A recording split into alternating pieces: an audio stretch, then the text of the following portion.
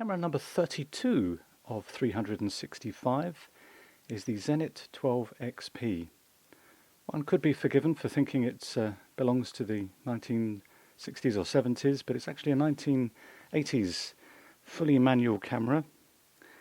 So just looking at some of the features of the camera, the thread is M42, and on this occasion I have the Indistar 3.5 50mm lens.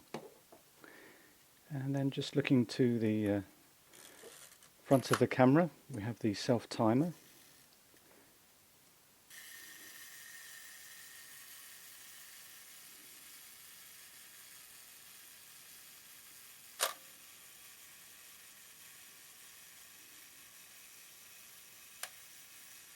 There we go. And then just here we have the flash sync port. On the base of the camera, unusually two tripod positions. And then just turning to the top of the camera, we have on the left hand side here the dial that rotates to change the film speed, and then a flash port or hot shoe. The shutter speeds go from B through to 500, a shutter release and a film counter. And then we have the film battery compartment, which we'll now undo.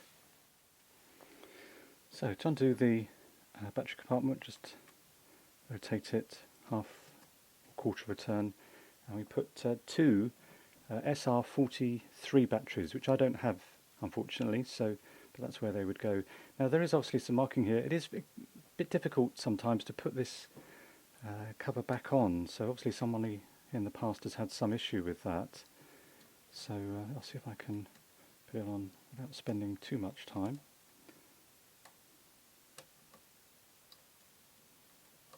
Nope, it doesn't look like it's going to go. No, let's come off camera. Okay, so that didn't actually take too long, so there's the battery compartment intact. When you look through the viewfinder, it's a simple traffic lights, or there's just two lights actually, two red lights. The bottom one signals underexposure, top one overexposure, and when you have them both flashing, you've achieved accurate exposure. Now the eagle-eyed members of you may have noticed that when I turned the self-timer, there's a V there. Well, that corresponds to the, there's a little V here, and by pressing that down halfway, then the meter is turned on, and until I turn the self-timer on and it's finally engaged and then takes the photograph, the light meter will continue to be on, and then we just simply turn it back off. The other option is T, which is timed. If we don't have a cable release that can be fitted into the film release, shutter release, we can turn that. Unfortunately it doesn't work on this camera, but apparently according to the manual, if we press the shutter down and turn it, it will keep the shutter open until we turn it otherwise. Okay. So as far as the camera, that is it. So let's just put a film through it. So to put a film through, we lift the film rewind crank that opens up the film chamber, and then we thread the film in.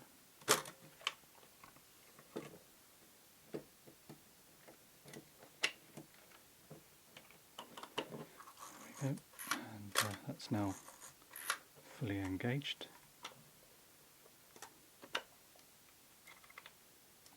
Door's not quite closed.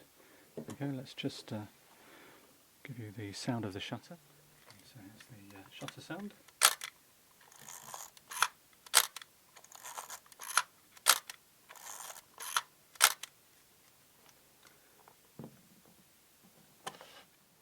To take the film out of the camera, you'll notice there's nothing on the base here. It is actually around the collar there is this metal insert, if you like, which we press down and then we rewind. Now unfortunately the door doesn't want to close, so in some respects that's good because we can see, hopefully, if we press that down, there we go, and then rewind the film into the camera.